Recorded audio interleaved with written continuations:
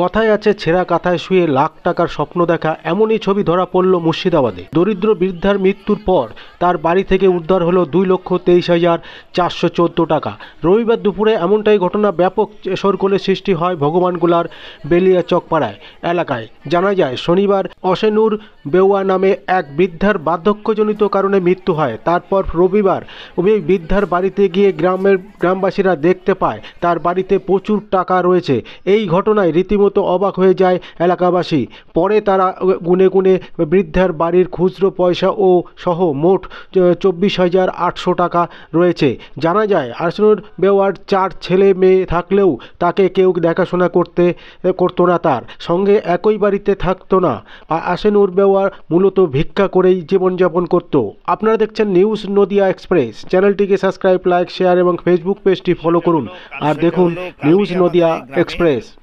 একজন খুব দুস্থ গরিব মানুষ যে ভিক্ষা করে খেত, সে মারা গিয়েছে। আমরা তার শেষকৃত্য সম্পন্ন করেছি এবং আজ সকালবেলায় আমরা গ্রামের মানুষ তার ঘরটা দেখলাম।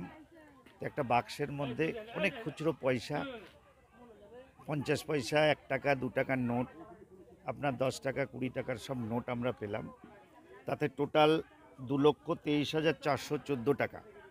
আমরা সমস্ত গ্রামবাসী মিলে বসে এই টাকাটা আমরা আমাদের হেফাজতে রাখলাম এবং আমরা সবাই, তার ছেলে মেয়ে, 3টা ছেলে, তার একটা মেয়ে, তার নাতি পুতি, সবাই মিলে আমরা একটা সিদ্ধান্ত নিলাম এই গ্রামের, যে ওরা এই টাকাটা পুরোপুরি ধর্মীয় প্রতিষ্ঠান, উনি উল্লেখ করে গেছেন যে আমার যে টাকাগুলো থাকবে সেটা নাকি ধর্মীয় জায়গায়, যেমন ঈদগাহা, মসজিদ, গোরস্থান, এইসব জায়গায় উনি দানের কথা বলেছেন। আমরা ছেলেমেয়েরাকে নিয়ে বসে আমরা একটা সিদ্ধান্ত নিব। গ্রামবাসী সবাই, আমাদের রামচাঁদমাটি গ্রামের যে সমস্ত মোড়লরা আছে, মাতাব্বররা আছে, আমাদের বেলিয়াচকপাড়া গ্রামের মোড়ল মাতাব্বরদের নিয়ে বসে আমরা সিদ্ধান্ত নেব কোন জায়গায় কত টাকা দেওয়া যায় এবং সেটা স্বইচ্ছায় তার ছেলেমেয়েরা দিতে চাইছে।